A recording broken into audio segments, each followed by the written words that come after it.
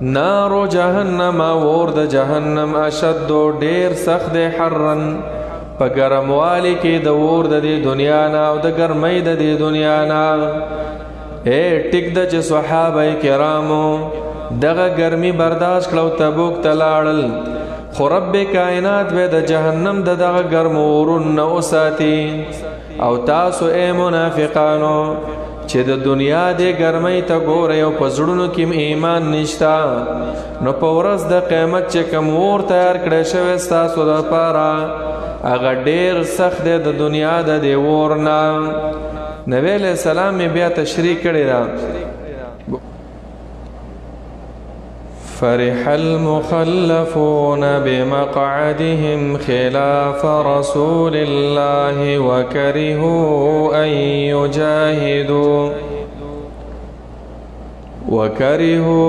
أن يجاهدوا بأموالهم وأنفسهم في سبيل الله وقالوا لا تنفروا في الحر قل نار جهنم أشد حرا لو كانوا يفقهون فليضحكوا قليلا وليبكوا كثيرا جزاء بما كانوا يكسبون. سورة التوبة آیات نمبر 1 لسم سپاره ده.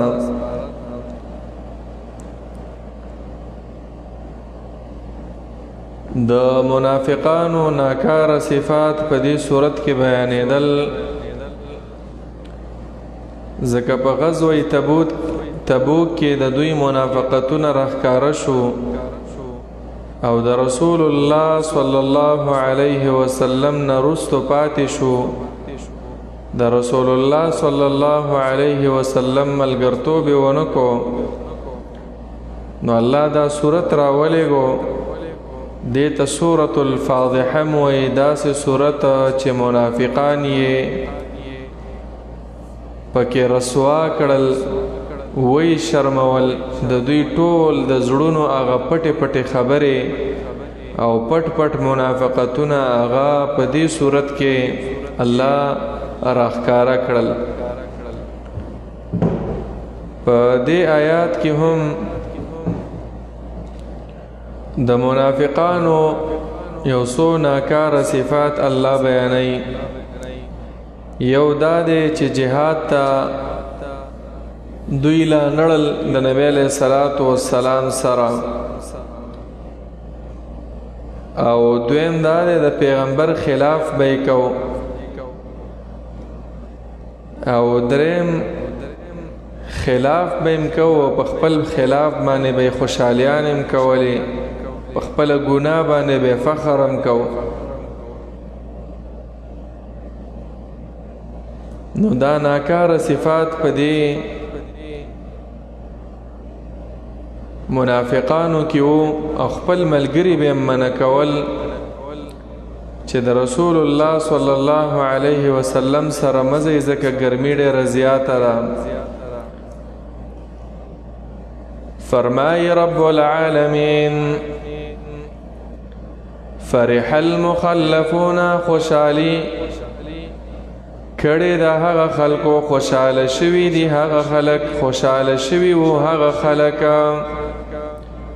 المخلفون چې رستو پاتې شوي وو د جهاد نه د رسول الله صلی الله علیه وسلم سره لا نړل، په دې خوشحاله وو. په څه شي خوشحاله وو؟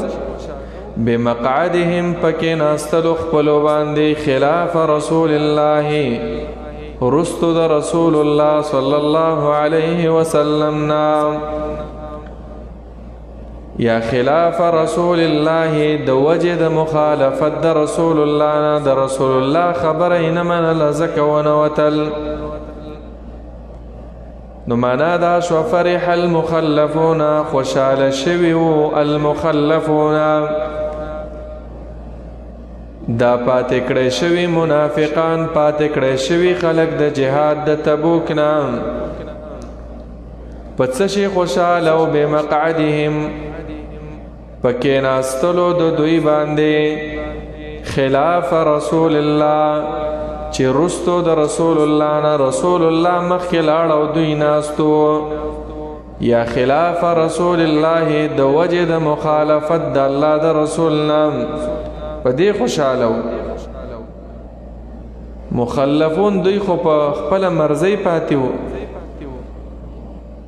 خو په دې صیغه کې معنا دا پرته ده چې الله ورته غصه و په قهر و ورته، نو الله ورله توفیق ورنکو په دې نیکو اعمالو کې استعمال نه کړل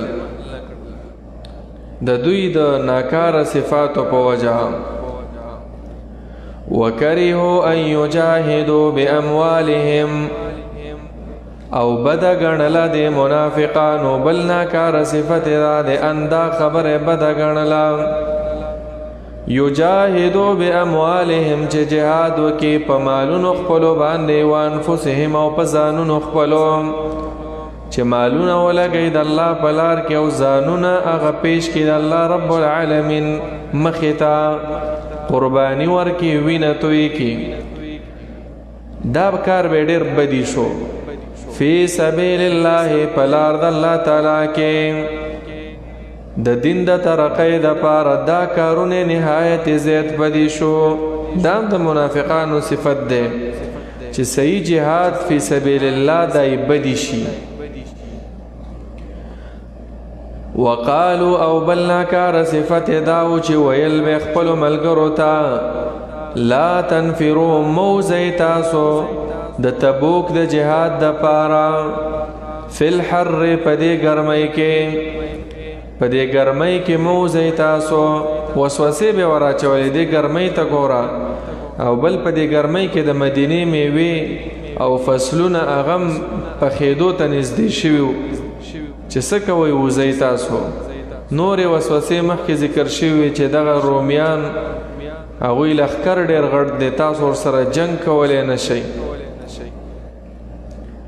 نو الله جواب کوي قل ورته ووایه ای پیغمبره نارو جهنم اور د جهنم اشدو ډېر سخت دی حرن په ګرموالي کې د اور د دې دنیا نه او د ګرمۍ د دې دنیا نه. اے ټیک د چې صحابه کرامو دغه ګرمي برداشت کړو تبوک ته لاړل، خو رب کائنات به د جهنم د دغه ګرمو اورونه وساتي. او تاسو اے منافقانو چې د دنیا د ګرمۍ ته ګورئ او په زړونو کې ایمان نشته، نو په ورځ د قیامت چې کوم اور تیار کړی شوی ستاسو دپاره هغه ډېر سخت دی د دنیا د دې اور نه. نبی علیہ السلام بیا تشریح کړی دا بخاری و مسلم کې حدیث ته موطد امام مالک کې هم چې نبی علیہ السلام فرمایل نار بنی آدم التي توقدونها دا ور په دې دنیا کې چې تاسو یې بلوي جزء من 70 جزءا من نار جهنم دا اویایم حصہ د جهنم د اور، یعنی جهنم حصہ جهنم ور چې د اویا چند د دینه ګرم دی.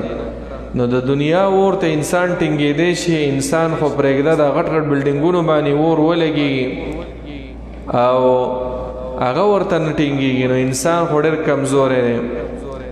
نبی علیہ السلام ته صحابه کرام وویل ان کانت لکافیه همدا ور بس وکنه دا د دنیا ور. نبی علیہ السلام ویل فضلت علیها ب99 جزءا 9 چند هغه ته ډیر ګرمایش لري، دا به څومره ګرم اور وي. حدیث کې راغلی دی صحیح روایت کې د بخاری او مسلم کې چې د ټولو نه سپک عذاب، سپک معنا معمولی عذاب، ان اهون اهل النار عذابا یوم القیامه، په قیامت کې سخت عذاب خو ډیر دی، خو د ټولو نه کم عذاب چې د یو کس دپاره به وي د هغې به صرف نعلان و شراکان د لاندې سپلی بوټان تسمې دا به د اور د جهنم وي.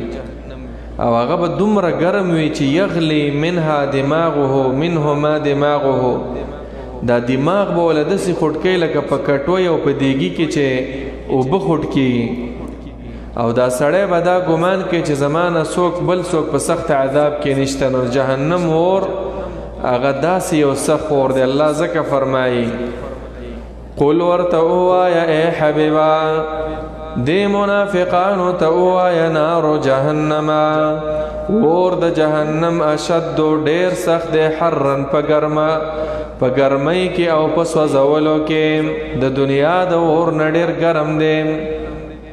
لو کانوا یفقهون کاش چې دوی پوهېدلې کچېرې دوی پوهېدلې دا منافقان کچېرې پوهېدلې نو دوی به نافرماني د خپل رب نه کولې، نافرمانی به نه کولې د الله د رسول. لو کانوا یفقهون،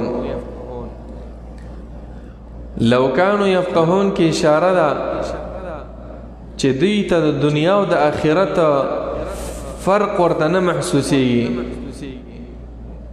د دنیا د لذتونه د دنیا د نعمتونه په آخرت نه ورکې، حالانکه آخرت کې ډېر نعمتونه دي او د دنیا عذابونه ورته ډېر سخت کاري د آخرت د عذابونه، حالانکه د آخرت عذابونه سخت دي. الله وایي خو نه پوهېږي.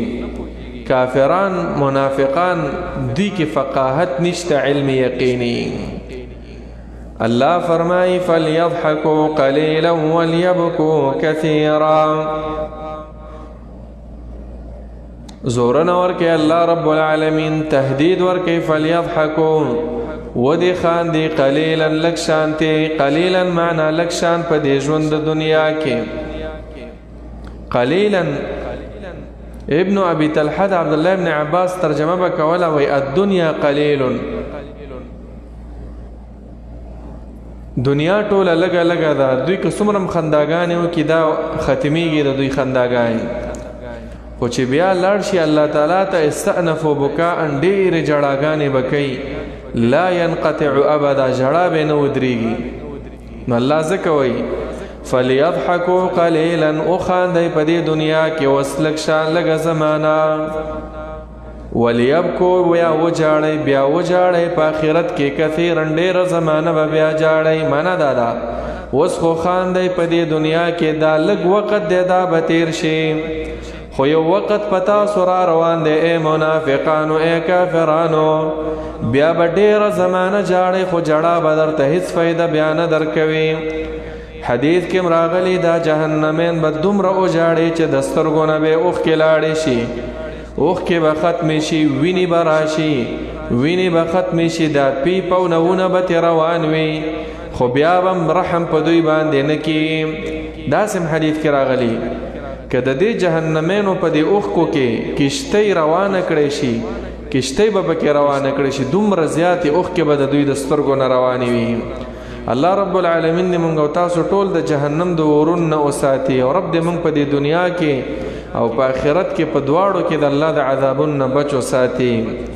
نو الله وایي اوس خو خاندئ بیا به جاړئ. د آیات نه دا معلومه شو دا ډېرې خنداګانې په قهقها سره ډک ډک خندا دا د مؤمن صفت نه دی، دا د منافقانو صفت دی. په ډکه خوله خنداګانې کول.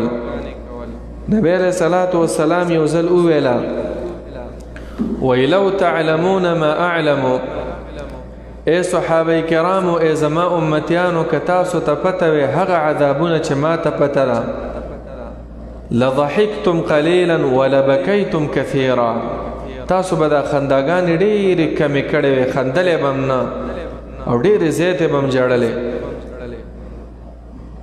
اسرافیل علیه السلام باره کې راځي چې د کم وخت نه د قیامت د پاره شپېلۍ ورکړی شوې د ما ضحکه د میکائیل علیه السلام باره کې هم خندلې بې نه دي. نو عزیزانو د زړونو سخوالی دا په خندا سره ډېرې خندا سره راځي. لږ شان الله ته وجاړه په خپلو ګناهونو باندې، دا د مؤمن صفت دی. نو رب فرمایي جزاء بدله ورکې دی شي دوی ته، دا ولې به دومره ډېرې جړاګانې کوي، ولې به دومره سختو عذابونو کوي. الله وایي بدله به ورکې دی شي د وجې د بدلې نه. بما كانوا یکسبون په سبب د هغه ګناهونو چې دوی به کول په دنیا کې نو په آخرت کې به په ډېرو جړاګانو باندې بیا اخته وي. بیا الله نور ځایونو کې ذکر کړي ان الذين كفروا بآياتنا سوف نصليهم نارا، یقینا هغه کسان چې کفر کړي الله وایي داسې اور ته به دننه کو کلما نضجت جلودهم چې سټکورې شي دا څرمنې د دوی هغه وسوځېږي بدلناهم جلودا موږ به ورله نورې څرمنې ورکو غیر د دغې څرمنو نه چې د بدن کې وي لیذوقوا العذاب د دې دپاره چې وڅکي د عذاب. دا څرمن د انسان په حقیقت کې د عذاب حسم په دې څرمن کې دی. اول چې دا څرمن کټ شي بیا بدن نه دا غوښه دومره درد نه کوي، خو دا څرمن الله ورته ځکه بللی چې بار بار د عذابونه وڅکي. نو رب العالمین فرمایي فإن رجعك الله إلى طائفة منهم فاستأذنوك للخروج. په دې آیات کې هم الله رب العالمین د دوی بل ناکار صفت هغه بیانوي چې ته کله را واپس شې د مدینې ته د تبوک نه راشې نو دوی به بیا راځي او اجازه به غواړي چې موږ به تا سره په بله غذا کې شریک شو. پیغمبر اجازه به ورته نه ورکې دوی ته او ورته به ووایي چې تاسو ته زما اړوله ضرورت نشته، بس کینئ د دې زنانو سره لکه څنګه چې مخکې پاتې شوی اوس هم پاتې شئ. نو الله فرمایي فإن رجعك الله، که واپس راوستې ته ای پیغمبره د تبوک نه مدینې ته الله تعالی الى طائفة یوې ډلې ته منهم د دغې خلکو نه چې وروستو پاتې شوي وو چې منافقان دي چې دې ډلې ته الله رب العالمین راوستې نو فاستأذنوک نو بیا اجازه غواړي دوی به د تا نه للخروج د پاره د وتلو بلې غزا ته. بیا به وایي چې مونږ خو دې کې شریک نه شو، بله کې به بلې غزوه کې بل جنگ کې بل جهاد ته به لاړ شو. نو فقل ورته ووایه ای پیغمبره لن تخرجوا هیڅ چیرې به ونوځئ تاسو معي زما سره ابدا هیڅکله هیڅ یو جنگ ته به ونوځئ. لن تخرجو کی اشاره ده چې الله به تاسو له توفیق نه درکوي. ولن تقاتلوا هیڅ چیرې به ونه جنګېږئ تاسو معي زما په ملګرتیا کې عدوا د هیڅ دشمن سره. ای چې اوس پاتې شوئ تاسو منافقت هم راښکاره شو، بیا هم ضرورت نشته دی او هیڅکله به تاسو ته الله تعالی دا توفیق درنکړي. دا د دوی دپاره سزا شوه. دا ولی دا سزا ورته ملاو شوه؟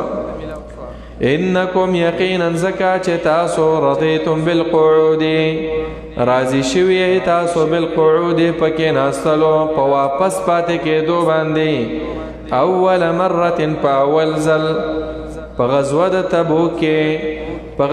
تبوک کې تاسو خوشاله وئ چې مونږه پاتې شو نو اوس خوشاله اوسېږئ، ضرورت نشته دی. نبی علیہ السلام فرمایي چې بیا تاسو زما سره په بله غذا کې ځئ. اول ظلم داسې کړو بس په دویم ظلم بس زمونږ ته ضرورت نشته. امام ابن کثیر دلته یوه ښکلې جمله لیکلې ده وایي فإن جزاء السیئة بعدها كما أن ثواب الحسنة بعدها. د نیک عمل د قبولیت یو علامه دا ده چې انسان ته به د بل نیک عمل توفیق ملاویږي.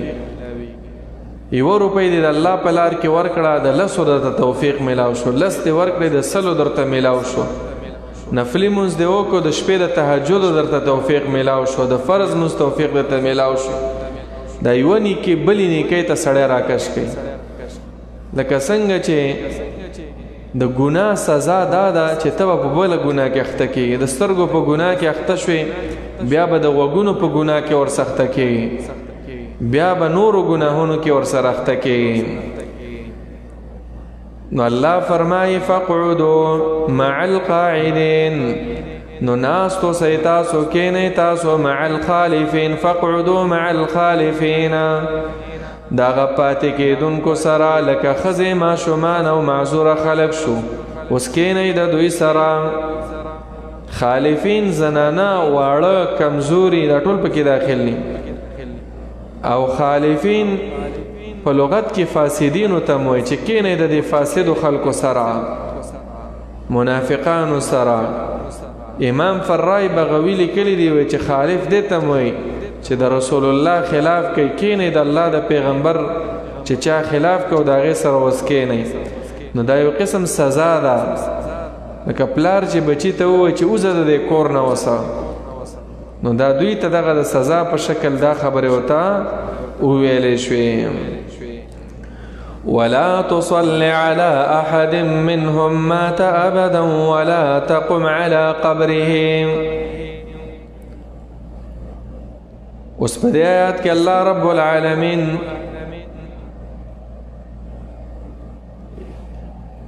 د منافقانو ته ویره ورکوي چې د منافقت په وجه باندې به په دوی باندې جنازه هم نه کي او دوی ته به دعاګانې هم نه کي. اصل کې واقعه داسې وه چې عبدالله ابن ابی ابن سلول رئیس المنافقین، د هغه زوی عبدالله راغی، هغه صحابي و مؤمن و، وایي د الله پیغمبر پلار مې مړ کېږي او ته راشه. مړ شو، بس نبی علیہ السلام په جنازه م وکړله. الله تعالی دا آیتونه راول، ظاهر خو مسلمانو دا خو غټ منافق و په زړه کې. الله دا آیتونه راولېږل په آینده کې په منافق سړي باندې به جنازه م نه کې، دعا به مولا نه غواړي. بخاري کې دغه حدیث ذکر شوی دی، د عبدالله ابن عمر رضی الله عنه حدیث دی. نو الله فرمایي ولا تصل على احد، او منځ د جنازې مه کوه على احد په هیڅ یو تن منهم د دغه منافقانو نه چې په منافقت کې مړ شي، نو د جنازې منځ ور باندې مه کوه ای پیغمبره. على احد په هیڅ یو تن منهم د دغه منافقانو نه ماته چې مړ شي ابدا هیڅ کله په منځ مه کوه. پیغمبر جنازه دا وپې نکې. ولا تقم او مودرېږه على قبره په قبر د دمانې، معنا د قبر په خوا کې. کله چې انسان مړ شي او دفن شي، بیا سنت طریقه بیا داره چې دا خاورې پې واړولی شي. نبی علیہ السلام به ویله چې استغفروا لاخیکم، خپل رور د پاره اوس یوه دعا وغواړئ د جنازې او د دفن نه وروستو. نو ای پیغمبره د دوی د پاره به دعا هم نه غواړي. لا تقم على قبره معنا د قبر په خوا کې، علا په معنا د عنده سره، ځکه په قبر کې ناستل، په قبر باندې تیرېدل، داسې مزل کول، په قبر ودرېدل، قبر پوخ جوړول، دا ټول دا ناروا دي. ولی په دوی باندې منځ مه کوه، رب العالمین وجم بیانوي ولی ورته دعا مه کوه.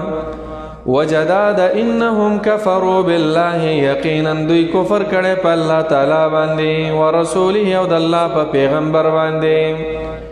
دا په حقیقت کې کافران دي، زړونو کې کفر دی د خلکو. وماتوا او مړ شوي دي دوی وهم فاسقون، په داسې حالت کې چې دوی وتونکي د اسلام نه وو، د فسق او د کفر په حالت کې دوی مړ شوي دي. نو په کافر باندې جنازه ناروا ده، نو دا منافقان هم کافران دي، نو جنازه پې مه کوئ ای د الله پیغمبره. ولا تعجبك اموالهم واولادهم. په دې آیات کې الله رب العالمین یو جواب ذکر کوي د یو وهم. چې یو سړی مالدار وي او ملاتړی زیت وي، نو په هغې خو جنازه پکار ده. د دنیا اصول دي که نه، مالدار او مالداره سړي باندې خو جدا جدا قانون وي د هغه دپاره که نه. نو الله وایي چې د چا د مالدارۍ او د چا د ملاتړ په وجه باندې چې د منافقت په حالت کې مړ شوی، په هغې به جنازه نه کوي، هغې له هېڅ اعتبار نشته. یعنی د چا د مال د چا د اولاد نه به نه متاثره کېږئ. او دا مالونه او اولاد چې الله ورکړي دي په دې دنیا کې دا امتحانن دی کافرو لا، دا په دې خاطر چې الله ورله عذاب پې ورکي، نورم په عذاب کې ورډوب شي. ولا تعجبک او تعجب کې دې نه اچوي تا لره ای پیغمبر او ای مخاطبه اموالهم مالونه د دې منافقانو د دې کافرانو، ولا اولادهم او نه هغه اولاد د دوی، دا د تعجب کې تا لره نه اچوي. د آیات یو مطلب دا دی چې د کافرو د منافقانو د بدعملو خلکو د مالونو نه ډیر مه متاثره کېږئ چې شپه ورځ په هغې کې سوچ کې چې پلانې دومره مالداره، پلانې دومره جایداد لري. نه، په خپل حالت باندې ډیر شکر وباسه چې الله در لکه هر څه درکړي دي، په دغه خپل حالت باندې قانع شه. مسلم شریف کې روایت دی، نبی علیہ السلام فرمایي قد افلح من اسلم، هغه سړی کامیاب دی چې مسلمان دی، ورزق کفافا، او هغه سړی چې دومره رزق ورته ملاو دی چې د سوال نه پې بچ دی، بل چاته محتاج نه دی. او دریم وقنعه الله بما اتا، چې الله ورله پې قناعت به ورکي. دا څومره چې مالداره خلک وي، مالدارو نه مراد کافران، فساق، فجار، دا ګوره مړمړه خو په دوی کې نشته، قناعت پکې نشته. مؤمن سړی کې به قناعت وي، د چا مال پسې به نه پسخېږي، او که وپسخېږي څه فایده پکې نشته. په دې پسخېدلو تاله څه روپۍ نه راځي د چا د جیبه، نو په خپل حال باندې ډېر شکر وباسه. او دوی له چې مالونه ورکړي رب العالمین فرمایي انما یرید الله، یقینا غواړي الله تعالی ان يعذبهم بها، چې عذاب ورکړي دي منافقانو، کافرانو، فاسقانو ته، بها په دغه مالونو باندې، په سبب د دغه مالونو باندې، فی الدنیا په دنیا کې، دنیا کې هم ټول سوچونه فکرونه د دې مال سره وي چې څنګه وګټم او څنګه رانه وبیللی شوې.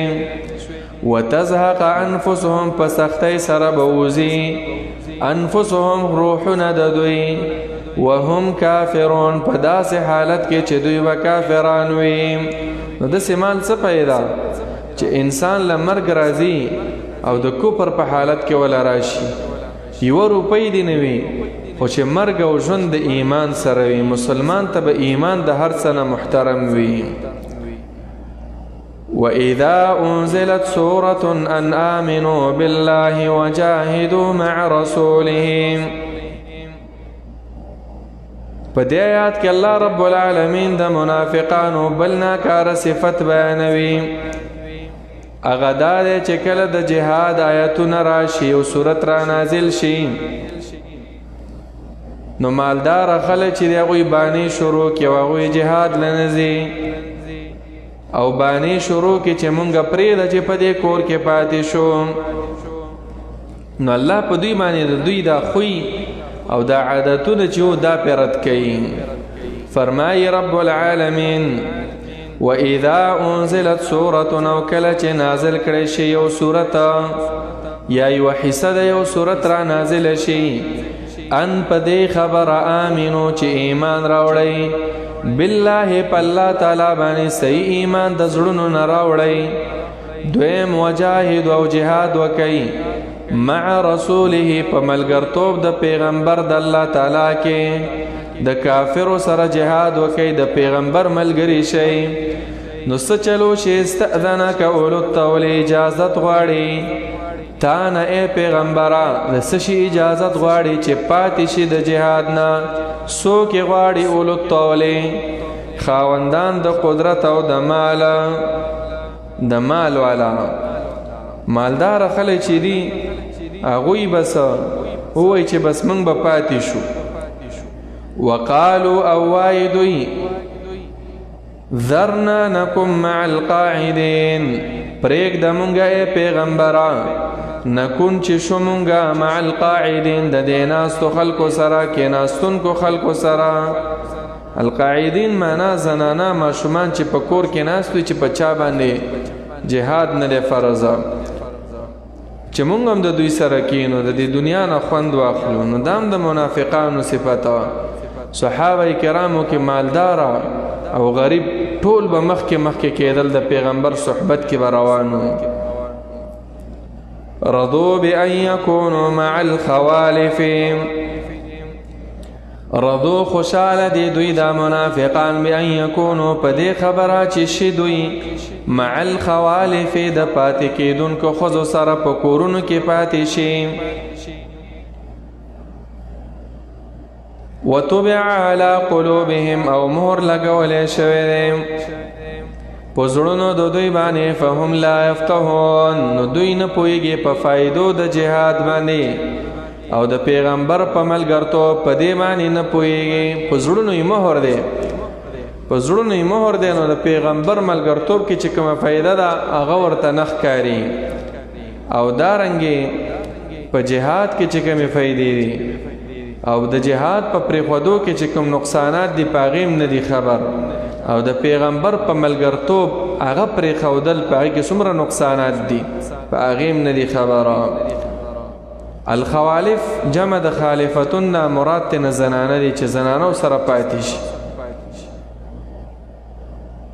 او خوالف ذلیلو کسانو ته ویل کېږي، مراد تېنه منافقین دي دلته، پرېږده چې د منافقانو سره پاتې شي.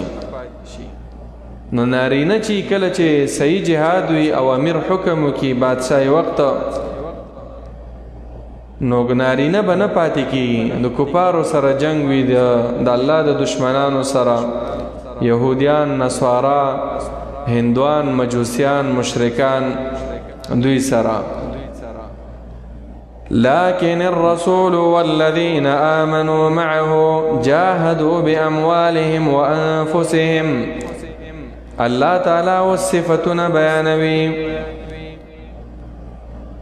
د رسول الله صلی الله علیه وسلم او د صحابه کرامو، چې صحابه کرام او رسول الله صلی الله علیه وسلم ته د آخرت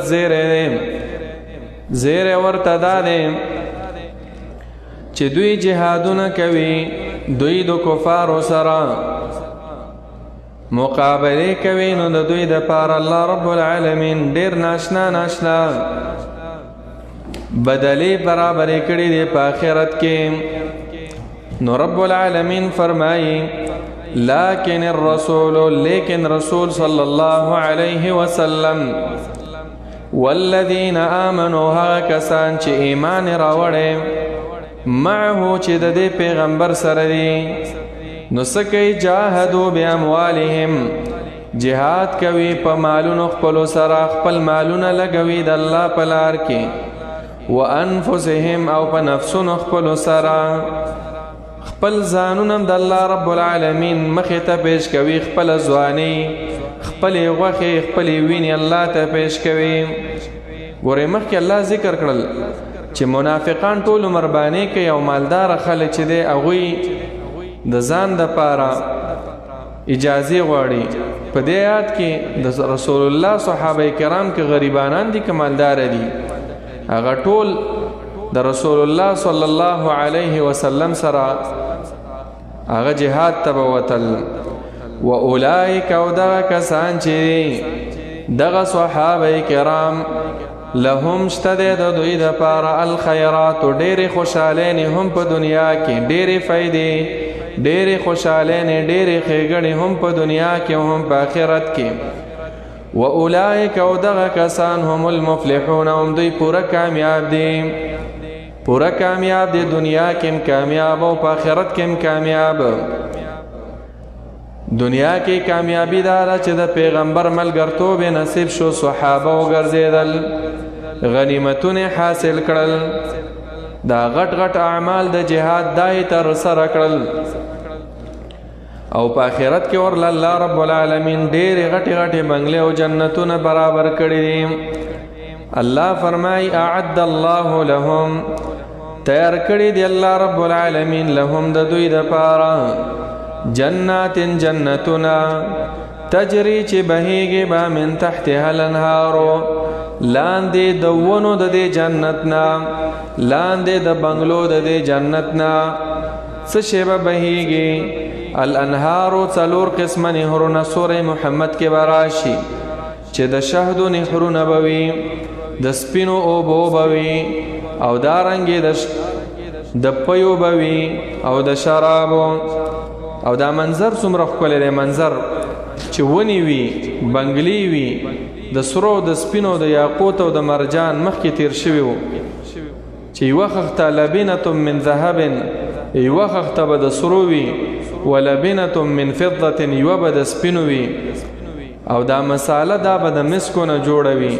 وتربتها الزعفران دا خاوره دا شګه دا به د زعفرانو نه وي او د دې نه به الله جوړې کړي وي دا بنګلې د دې مسلمانانو لپاره د دې مجاهدینو لپاره په یو حدیث کې راځي چې د یوې ملغلرې نه به الله رب العالمین یوه خیمه یوه بنګله جوړه کړې وي شپېته ګوډونه به پکې وي شپېته زاویې په هره زاویه کې په هر ګوټ کې به د دوی دپاره بیبیانې وي نو الله ځکه فرمایي چې ناشنا نعمتونه به وي اعد الله تیار کړي دی الله تعالی لهم د دوی دپاره د دې صحابه کرامو دپاره او هغه څوک چې د دې صحابه کرامو په نقش قدم باندې روان وي جنات جنتونه تیار کړي دي تجری چې بهیږي به من تحتها الانهارو لاندې د دې ونو د دې جنتونو نه د بنګلو د دې جنتونو نه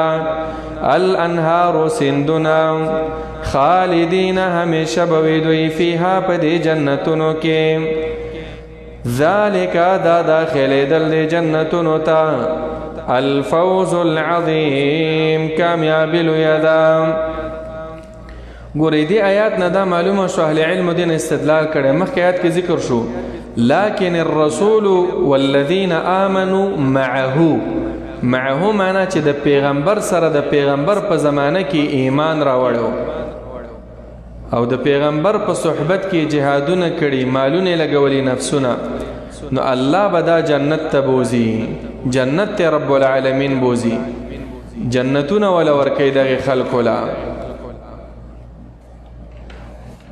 نو څوک چې په صحابه کرامو باندې تنقید کوي دا د دې آیاتونو خلاف کوي صحابه کرام معیار حق دی صحابه کرامو ته د جنت زیری شوي رضی الله عنهم ورضوا عنه الله ته راضي دی ابوبکر صدیق عمر عثمان علی خلفای اربعه رضی الله عنهم اجمعین عشره مبشره ټول آل بیت زمونږ د اهل السنه والجماعه ډېر ښکلی مسلک دی د شیعاګانو په شان نه دی چې ټولو صحابه کرامو ته کافر وایي کنځلې ورته کوي سوا د پنځو نه چې دا پنځه صحیح صحابه کرامو نور ټولو ته کافر وایي